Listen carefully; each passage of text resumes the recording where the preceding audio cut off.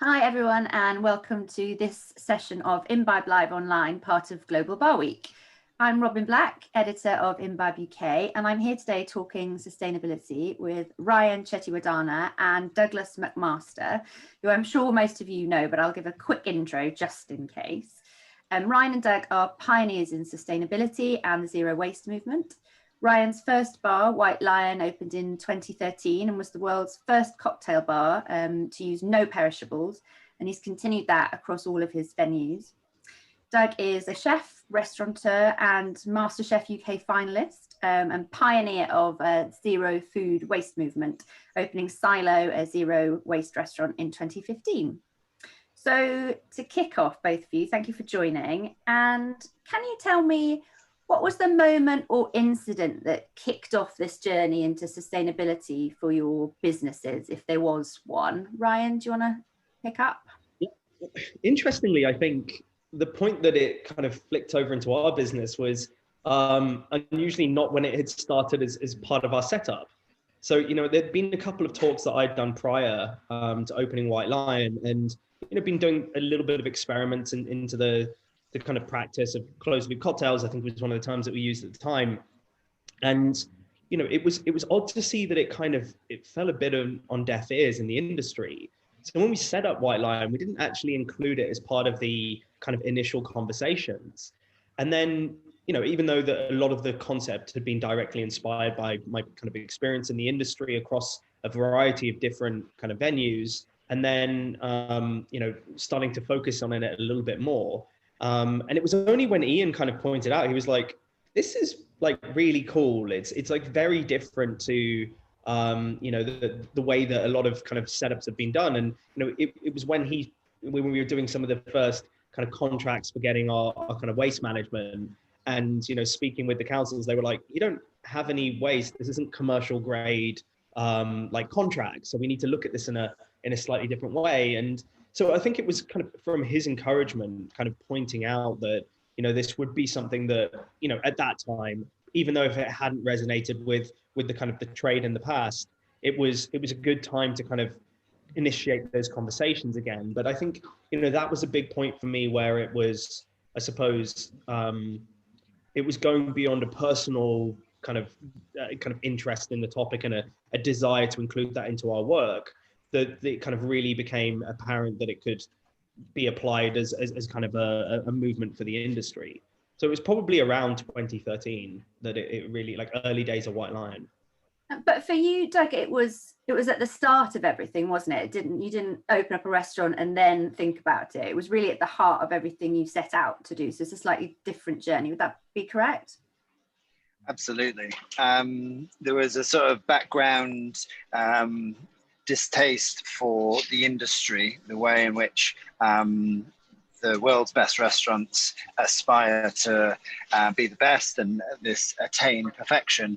And with that came unnatural, criminal levels of waste. And that was something that, when no one ever tells you that something's wrong, you don't directly think, oh, this is wrong. But there was definitely this kind of disposition, there's this feeling that something's wrong here, but I couldn't quite put my finger on it. And then at that time, I met an artist who introduced me to the idea of zero waste and sustainability. And then, he posed me with the challenge of having a restaurant that had no bin. And then it all kind of happened immediately from the beginning, because when you have that systemic requirement, you go all in. That defines everything. It's kind of like a reverse engineered restaurant. Not having a bin, you have to reverse engineer everything. So it was from day one as a whole. Was it quite a straightforward journey from that decision to not have a bin, or was it a bit 2 steps forward, 1 step back along the way? There's a sort of general formula to the whole thing, which is direct trade, whole food preparation, and then composting. So that was, from day one, the mission. We said, well, if we directly trade with the origin of food and all the materials that we need, the origin doesn't wrap things in plastic. And I mean farmers, fishermen, foragers, etc. That's not where waste exists. It's this industrial supply chain where waste then exists. And we were kind of sidestepping that and going directly to the origin. And so in that way, there was no single-use materials, or at least, if they were natural or minimal. And so, that bit was easy in its kind of conceptual IP, but then there's kind of the finer details of that system is much, much harder. The whole food preparation, making everything from scratch, labor costs go sky high when you don't know what you're doing, when you don't know how to make yogurt, when you don't know how to mill flour, when you don't know how to do all of these things. You spend a lot of time doing it and getting it wrong, and then making mistakes, and actually wasting food, which is kind of a bit of an oxymoron. It defeats the purpose of the whole idea in the first place. But the bigger picture, the mission, we were going to this point on the horizon of not having a bin aspirationally. Getting there was the hard bit. Learning how to not trip up, learning how to do all of these things effectively, efficiently, sustainably was the hard bit.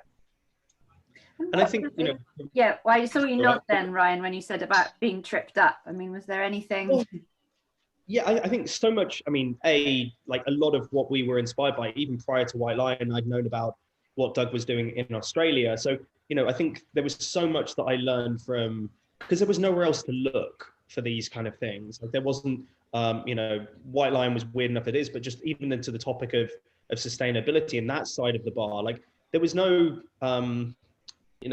even delving into our experience, and both of us have worked in a variety of different kind of venues across the industry. There was nothing that we could call on. So when I kind of met Doug and understanding some of those things, it was helping find some of those solutions, but it was also, opening your eyes up to like the methodology. So yes, there was some things where it was kind of like you would kind of go back 2 steps, as you say, but like they were very useful failures. Like it really helped you understand, because you were looking at the bigger picture. It meant that it was, yes, it was like a short term or an initial trip up, but it actually provided a huge amount of development on the back of it. So I think there was a real advantage to a lot of those. I think both Doug and I have like bounced off each other with the idea of, that problem solving. How do we, you can't go to your experience, you can't look to other kind of peer groups. Of course, there is more now, but you're having to do some real creative mind bending to try and find a way around these restrictions. But you end up like creating a failure, but it's really interesting, or it really opens up like a different channel that you haven't expected before. So it definitely was sequential. And I think as well, like the problems were always evolving. You'd find a new thing that you wanted to use, and to Doug's point, you needed to find a way of it not having packaging, or being able to find a way of sourcing it from a different place, or that upheld the visions that we wanted, or just the problems continue to kind of grow. And so you're always looking for new ways to kind of solve around them.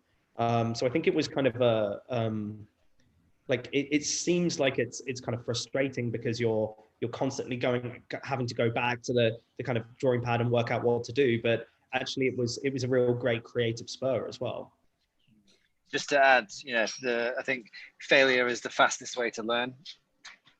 Totally. I love that idea, but it must have been overwhelming at times. Were there any points where either of you just thought, oh, it's not possible, I'm just going to have to chuck it in?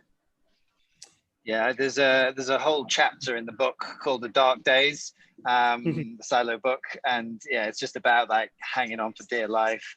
Yeah, through, when you fail 9 times out of 10, it's incredibly stressful, and a lot of things fall down around you. So to persevere, to grit your teeth and persevere is yes, it certainly was challenging and pushed me to the limit. Yeah, and I think it's also tough, because there was points where, I mean, as I said, when we first did some of those talks, we were met with a little bit of like hesitation from our peer groups, and even people saying that the idea of having a luxury product that was sustainable was contradictory. And when it's difficult when you're being challenged in that way, because you really care about something, you see it as being a complement to what your peers and your friends and everybody is doing. But it doesn't mean that it's not disheartening when you are either having those failures, those things. And listen, this is a tough industry anyway, and so when you're an independent business trying to make it work, and then you're also adding in the fact that there is you're having to learn everything new, and the idea of doing things differently presents its own kind of, as you say, like emotional challenges around it. But then to kind of add into the mix that it's like, we were trying to challenge conventions with the topic anyway. So it's I suppose it's several layers on top of it, but although it can be disheartening, and there's certainly parts of it that become very, very tough, it's also quite satisfying. It's kind of nice to be able to like prove that it can work. Like I think both of us experienced this a bit when, I always saw White Lion and Silo as being very kindred spirits, open very similar timelines, and, challenged. Obviously Silo was a very different scale of it, but, there was people that wanted to see it fail and then to see it succeed and prove that you could have excellence and sustainability. And, there were other ways of doing it. And I don't mean that in kind of like sticking two fingers up and going, look, it worked. It's more the fact that it like acted as the case study. So, the number of people that have taken on these ideas and, blossomed them and grown them is, that's the other side of the frustration, is actually the real satisfaction that comes when, you prove that being different, isn't either difficult or isn't bad. It's a good thing to be able to to push it in that way. And having gone through all that, now obviously the people who are coming behind you can benefit from everything that you've learnt and failed on. So if I was to come to you and I was opening up a bar and I wanted your advice, I mean, what would be some of the very first things I needed to look at to start me out on this sort of sustainable journey? I think, Doug's book is kind of, the term, the blueprint for it is that. But I think, before even getting into the kind of details of it, I think it's almost like a dispelling the myths. Like, I think a lot of things I say to people is, people think it's going to cost them a lot of money. It's going to be really tough to be able to get any of these things kind of integrated into their systems. And, they work in a particular style of business. So how are they going to make this part of their world? And I think, one of the big things I say to people is like, every little helps. Part of the major thing of what we've both been trying to do is, the education around it. It's normalizing these things. It's highlighting different areas on which people can focus on, because it's not listen, like, White Lion and Silo were extremes of setups. But it doesn't mean that you can't integrate some of those things into your house, into a nightclub, into a fine dining. It's like everybody has a part to play in these things. So I think, to me, there are great sources of information now, but I think just mentally getting into that headspace of saying, I can participate in this topic, and I have a duty to participate in this topic, and I will just make whatever changes I can, and I will build on that without kind of feeling guilty or feeling shamed about any of it, is a major step for me. And one of the interesting things is how a business, somehow, if you haven't gone the whole journey, and you can't say you're 100%, sustainable, but you've done a bit of it. I mean, how do you protect yourself from criticism that you haven't gone the whole way? Because that sometimes does happen and would put people off. I don't know if you've got any experience of that, Doug. Yeah. So where you're on it, where you're just basically transparent.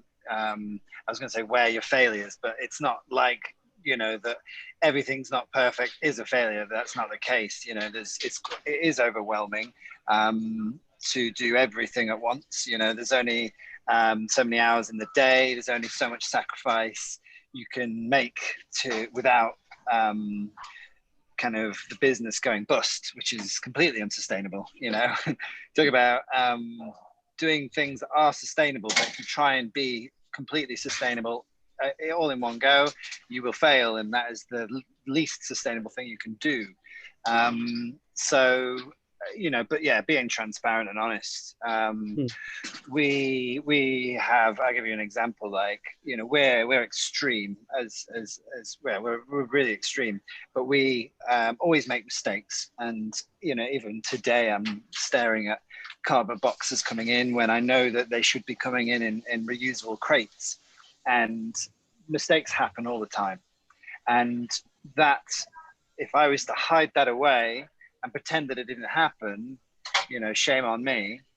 Instead, I like to say openly and honestly in every chance that I get, including this, that we make a lot of mistakes. We're human, and that human error is best dealt with honestly. And so much so, I've thought about this so much that I actually have the project. I have a project to create a piece of art around this subject.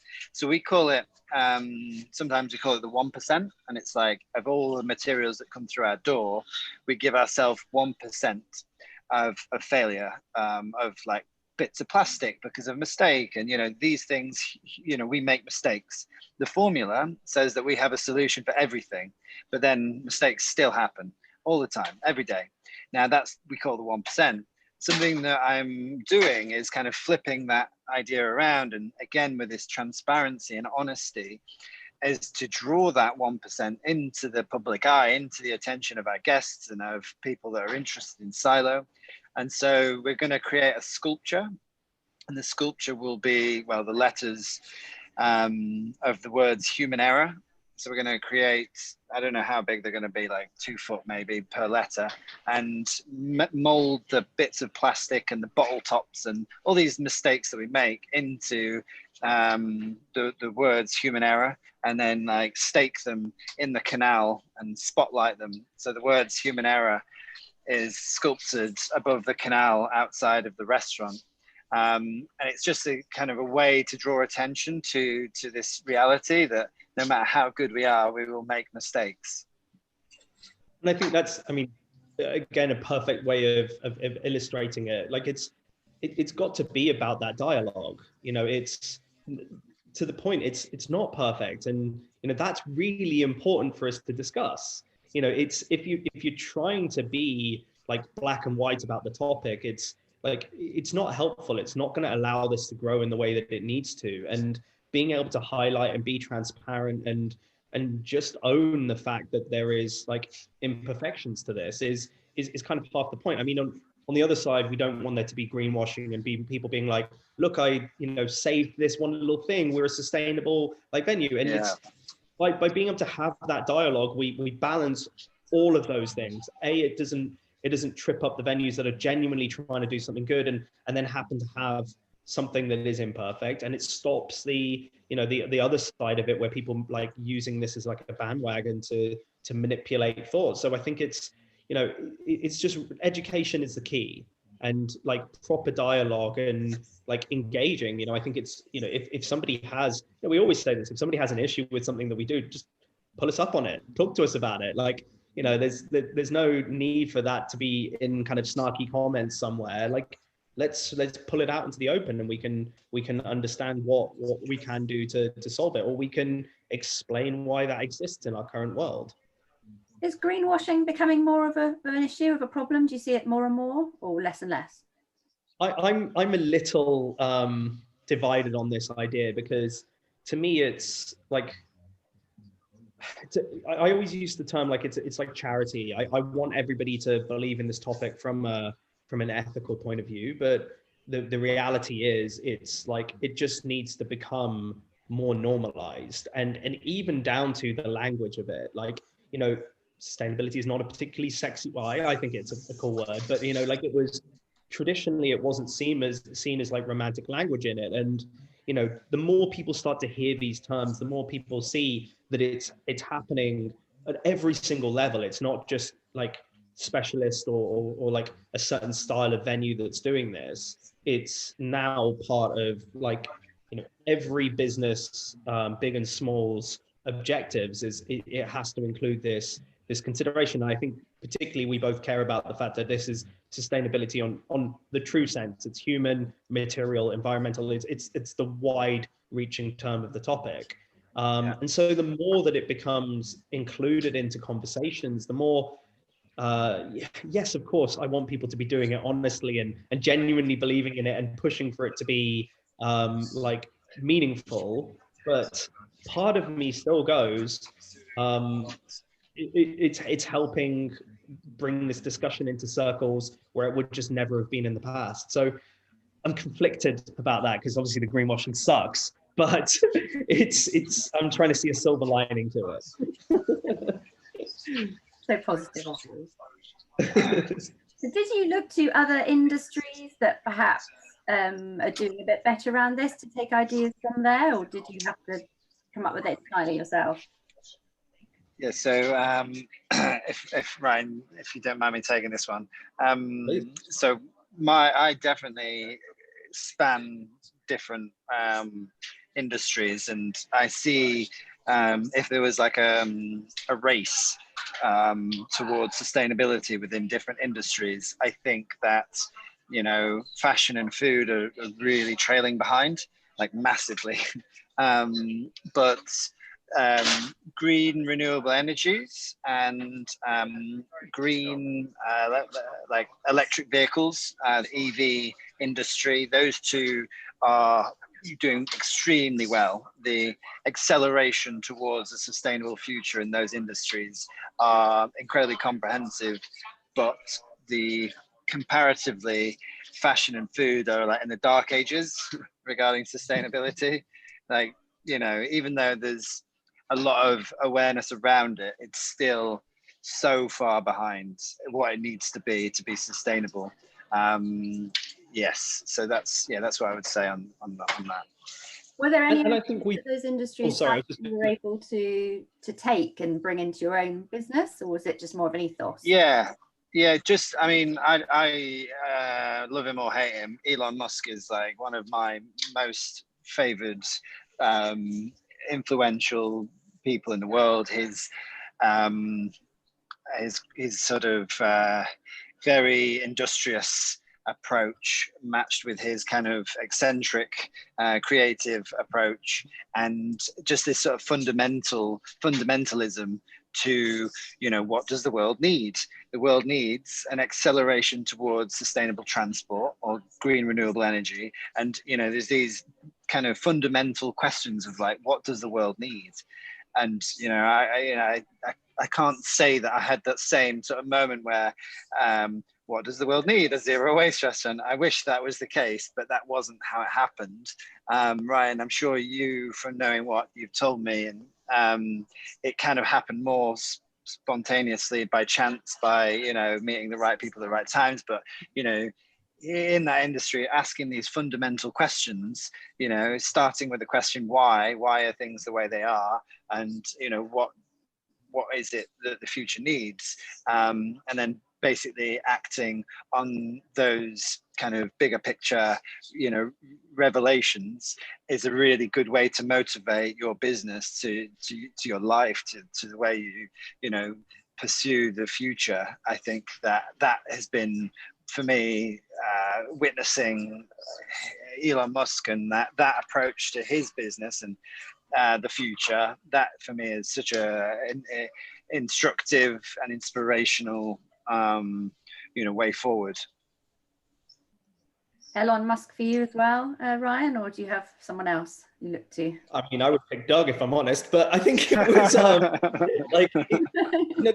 there was a lot that we've, over the years, we've worked with a lot of different industries and tried to find ways of incorporating like an approach, a thinking, but also like a passion that somebody else has for a different field into kind of our world. And, I found it really interesting. Like, we worked, when Doug and we've been working together, like with Ariel and with Dr. Johnny Drain, and, like being able to take, people who came from like a more traditional scientific background and being able to use their brilliance as a way of shaping, you know, the way that we can create, or even some of the materials people that we've worked with in the past. It was part of carbon. It's much more a part of silo. And I think when you get to kind of experience, like, yes, of course, like big ticket thinking is such an inspiration, but I think it can also come in those like more immediate, tactile, hands-on kind of like things that feel a little bit like kind of closer in orbit. And, you know, working with people that have been like from very different fields has helped us think differently on how we can solve some of those problems as well. I can't really have a conversation these days without talking about COVID-19. And has that changed the conversation about sustainability, either temporarily, or do you think it's, you know, going to completely change the way we talk about it for the better or worse? I mean, I think like everything around the topic, it's quite hard to tell at the moment. I mean, like, without going into, because, you know, in a hierarchy of stuff, I think, you know, we're trying to like ensure safety at the moment, and because it's needed to work so quickly, like that's meant not the most considered solutions to stuff. You know, the masks that like people are using and all those things, it's a temporary spike in stuff, but I don't see that as being a major diversion from the cause. I think it's just a little bit of a blip, and it's obviously crucial that we, you know, safeguard life. That's paramount.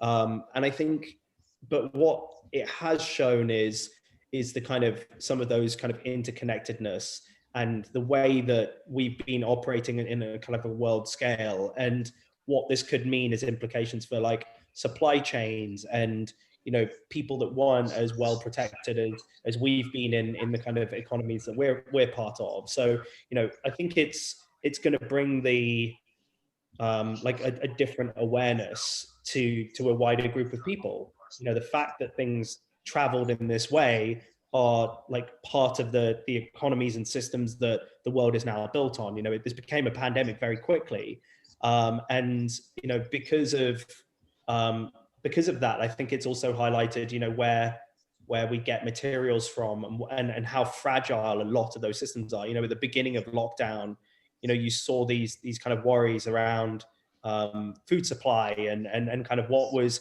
available here, and, you know, even down to the fact that now, like, our industry in particular is going, you know, we weren't built on solid enough foundations to be able to kind of thrive throughout this. So, you know, I think it's just highlighting a lot to people, and I hope that it allows us to reassess like the value, because, you know, I think one of the major problems around kind of food sustainability and human sustainability in the world of food is the public haven't had a sense of value around what they consume. It's always been, and, you know, the industry and the supportive industries have always been driven on efficiency and price.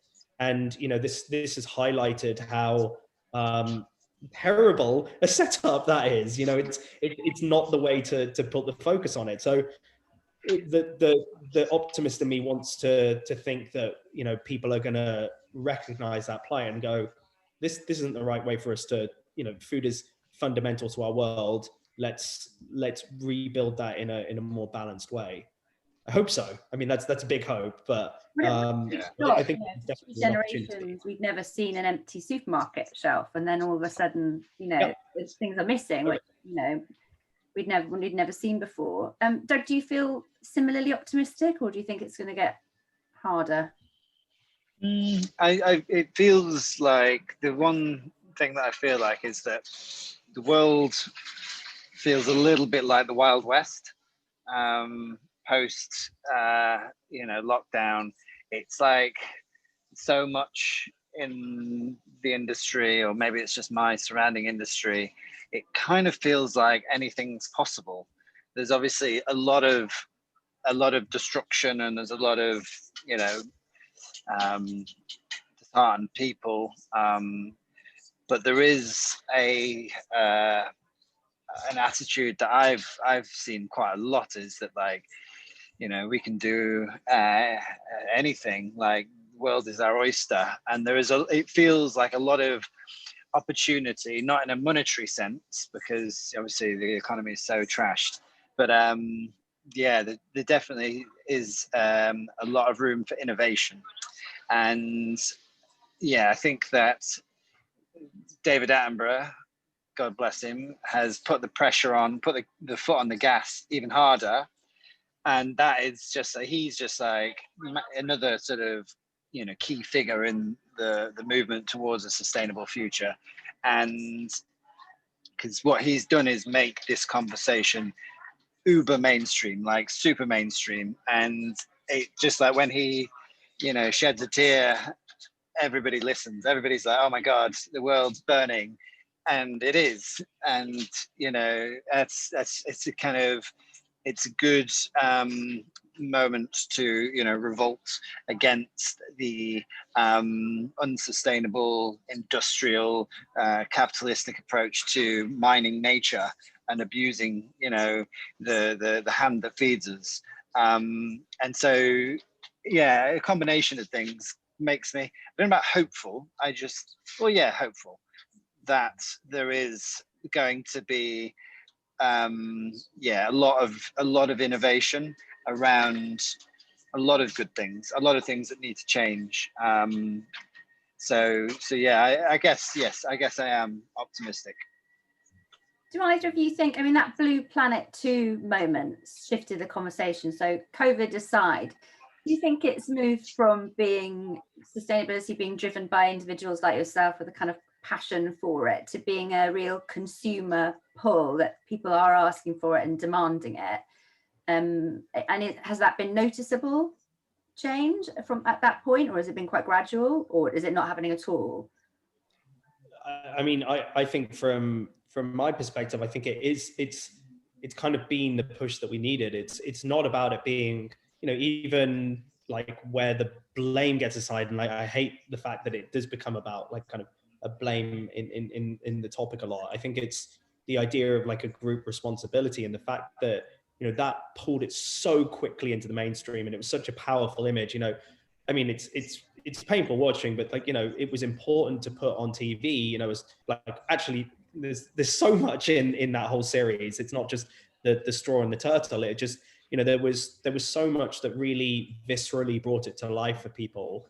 And it was a different way of presenting the topic. And I think that was crucial. It wasn't, we've certainly not tried to make any of the work that we do worthy or preachy. It was kind of going, look, you can have something that is like delicious and feels special and feels genuine. And it's also trying to have a positive effect on the planet, but then being able to bring that conversation into a much more universal, wider kind of audience was the kind of crucial step.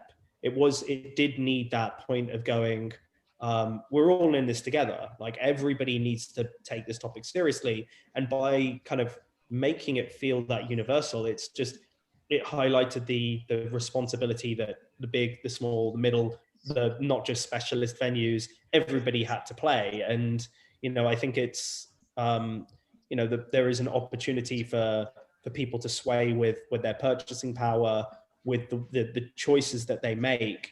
And that was an amazing turning point, from my perspective anyway. What do you think the best case scenario then for hospitality, for the food and drink industry, to be in, say, 5 years' time? Where would you like to see it be by then in terms of this sustainability journey?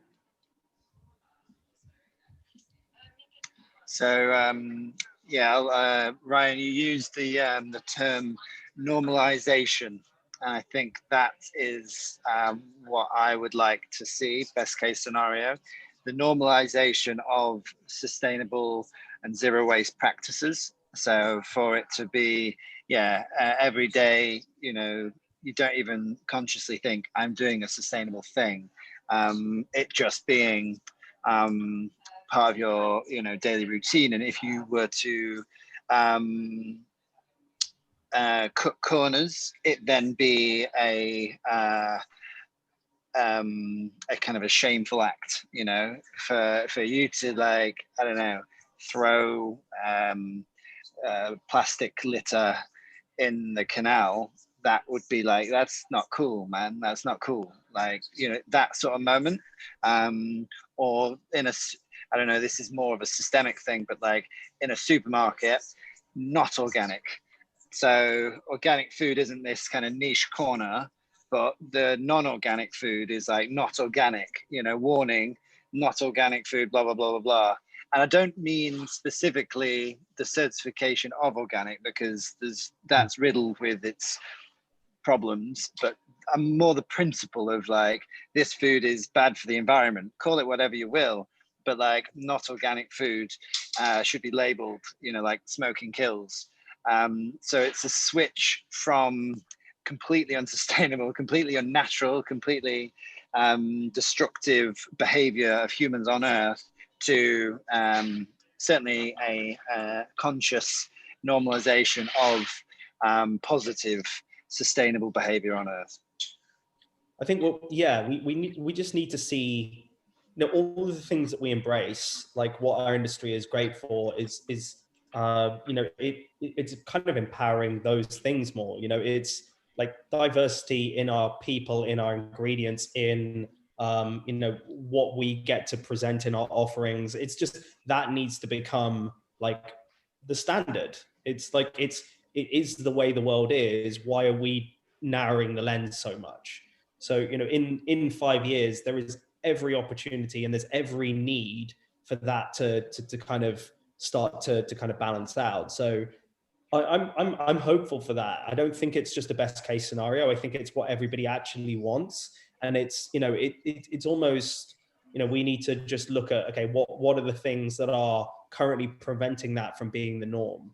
And like focusing in on those and going, okay, this is about turning this table around and going, you know, this is the way things should be. This is actually what we all, you know, it leads to a better product. It's not like this is something that we're sacrificing to push for. It actually just, it creates more of the stuff that we all got into this industry for. So, you know, making it, you know, changing the language, changing the, you know, the setups and the thinking around it. And as Doug said, like, make what should be the kind of small bit, not the other way. It shouldn't be the majority. Make that stuff that's the oddity taboo. Like that's what it entails. And that would be an amazing outcome.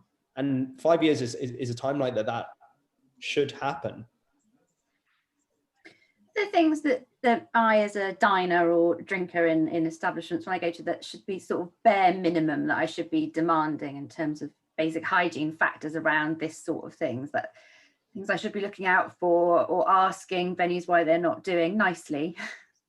I think it's also, again, going back to that point about not shaming it, I think it's just about asking. You know, if consumers are showing, you know, they want to understand where the ingredients have come from, or you know, where, you know, who's grown these ingredients and how and where, it just shows that there's a demand for that transparency. And again, once that becomes more normal, everybody will like embrace there being a wider field of things. So I think it's simply about just trying to start dialogue. And, you know, why wouldn't you? You know, people used to ask about, like, you know, restaurants would be really proud of, this is where our beef came from because it was a high ticket item and it felt like an old mark of luxury. That question should apply to every single thing: the materials, the people like providing it, how it's coming in. It, like, you know, there is just as much need for you know, your drinks or your peas or whatever it is to have that same credentials. And a venue should be proud to back that up and be able to talk about, you know, where it's come from and the positive impact that it's having. You know, the stories around our food is half the excitement of it.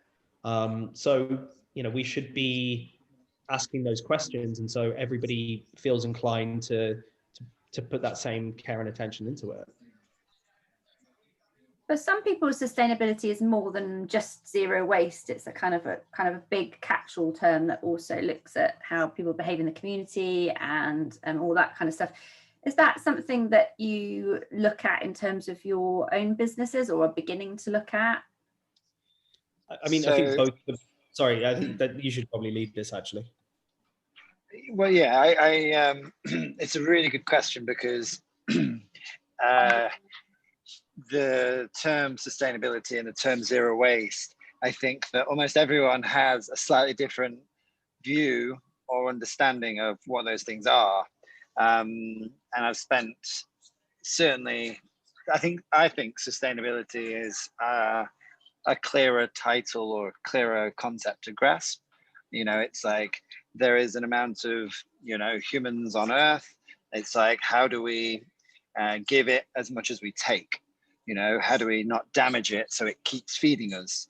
That is sustainability in the kind of the simplest kind of overview that I can think of, that I can distill it to. Zero waste is much more complex because it's like, how do you define, you have to define waste. And, I always say we don't have a bin. That's slightly false because we have a compost bin. We have, glass recycling bin. But what I mean is that there's nothing, every material is on a journey and a constant circular journey. Now, a bin, in the way I guess it's been conceptualized in society, is that it's like a materials end of a linear journey. So it's born in nature and then it's manufactured and then it ends up in a bin, and that's the end of its life, and it goes to landfill or the canal or the rivers or the woods or whatever.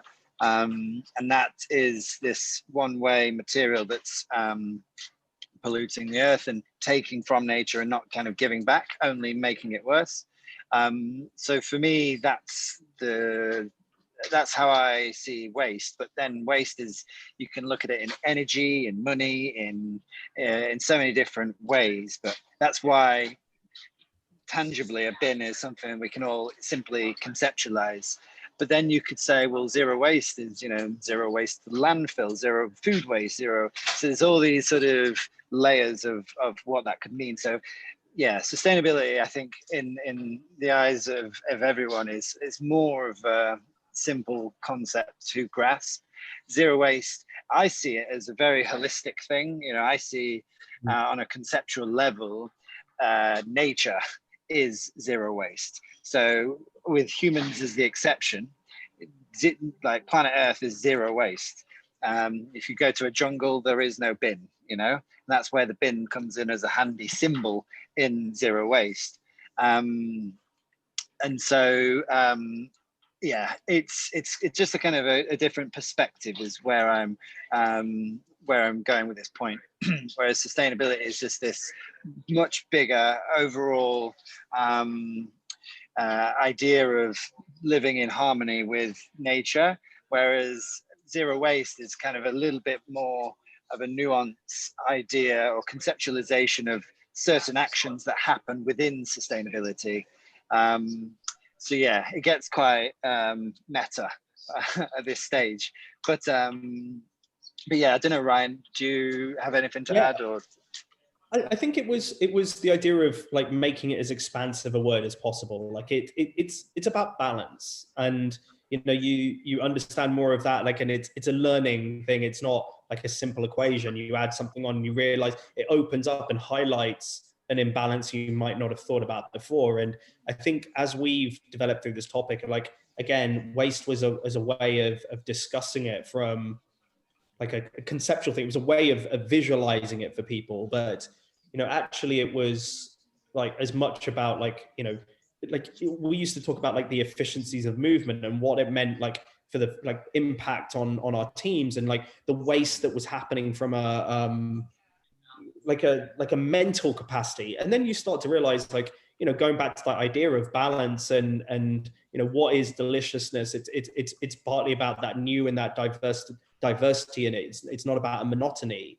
And then you start to realize the kind of like really how narrow the scope is, and you're looking at that sustainability in like a much more wide human sense of going, okay, how do we open this up, not only to make sure that the people represented are representative of the people that are in our world, but also in a way of making it like accessible. We've always talked about the fact that we don't, yes, we both live in luxury sectors. That's where we occupy in terms of our products, but that's as much about making it, challenging the conventions. It's not about making it elitist. So how do you make sure that the stories of sustainability aren't about, something that some people can afford, or it's, like you're shaming people who aren't able to kind of have access to this luxury ability to kind of buy certain produce or like have the space or capacity to do like reuse in a different way. So it's about kind of opening up that topic to make sure that it is as like honest and balanced as possible. So it's a constant like shift. I used to describe it as like being this hydra that you cut off one head and it like produces two others, because you're constantly trying to like put out these fires. But I think that just this idea of it being a very complex balance, because that's what nature is. Everything has its influence. There is nothing superfluous in nature. So taking that as an inspiration and trying to understand, when we dial something, what are the consequences in that shift in balance? And how can we make sure that we're looking at that full picture? Because you can't just fixate on one problem. If we do that, then we're actually like, we're creating a different problem on the other side. And it's, half the reason why, we demanded cheaper clothes and cheaper food, and we saw only the benefit of what that meant from our costs in the West, and didn't think about the consequences for the countries that were growing those or producing them. And but we're bearing the brunt of that impact, and we have a responsibility to look at it in that much more helicopter view and restore that balance, because it's both an ethical need, but it's also like a practical necessity. Like everything is linked. And so the more we continue to ignore the kind of holistic term of sustainability, the more problems we're creating, and it's going to be more difficult to readdress that balance. It's, we're at that like crucial point now. It's, the reason why there's a lot of people like calling for immediate action is, the alarm bells are there. It's really, really important that we start to look at this in a more considered way, not in, and I suppose this is where that danger of greenwashing can, rear its head in a slightly different way, is, we're distracting from the real problems the more we don't really get to grips with the topic. So it sounds like, we started this conversation with me talking about both your business being zero waste, but it seems like that work hasn't ended. So, what two heads of the Hydra are you currently working on? Well, actually, from our side, I think we noticed, you look at the industry, and we're all in survival mode at the moment. It's a tough landscape for what's going on, and yes, that's spurred by the pandemic, but it's actually reflective of kind of more systemic fundamental problems. And so, trying to look at the fact of going, how do we set this all up differently, and not just for like independent like venues like we have, like, it's not like we're not without our problems, but like those must be existing for everyone. So how do we look at those and go, how do we change the setup of the industry to make it more equitable, diverse, and balanced? But then also, what are we doing that's failing to attract people to it? You look at the industry. I remember, the first article I wrote for Imbibe was talking about like the fact that moving down to London from Edinburgh, like it was a massive difference between the number of guys and girls in venues. And it was weird going, like, how is this existing? Whereas like, that's not reflective of the world. Why is our industry failing to attract people in that way? And like, instead of going, why aren't there more ex bartenders or ex chefs or anything like that? It's going, what are we doing as an industry that's not attractive to people? Why aren't people kind of coming to this? There's lots of other positives. So we need to self-reflect a bit and look at those. So I think the human side is a big hydra for me at the moment. You're absolutely right. It's never a work done kind of scenario. And I think that's really important. It's, it's not about either thinking we've solved the problems or resting on laurels. It's really crucial that we, continue to push it, because there is lots of other things that still need solving. What about you, Doug? Apart from your cardboard boxes that keep turning up? Generally speaking, and this is the case for Silo since 2014. The more we make from scratch, the more zero waste we push it, the more work there is to do for staff, and the difficulty is not burning people out. So the labor intensity on Silo is so high. It's super demanding. It's super physical. It's relentless. It's thankless. The lengths we go to, that we, no one's ever going to know the difference, but we go to those lengths because we're legit. And yeah, just the cost, the physical, the monetary cost and the physical cost that has on our team is quite intense.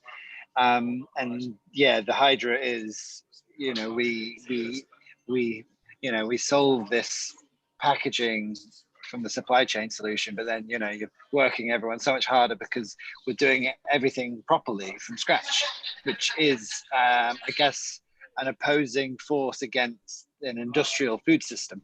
Ryan, you mentioned earlier, like the value we have, certainly in the West, on food is so low, and that is because of industrialism. These mass efficiencies to make fish fingers and ready meals, and those prices being like rock bottom.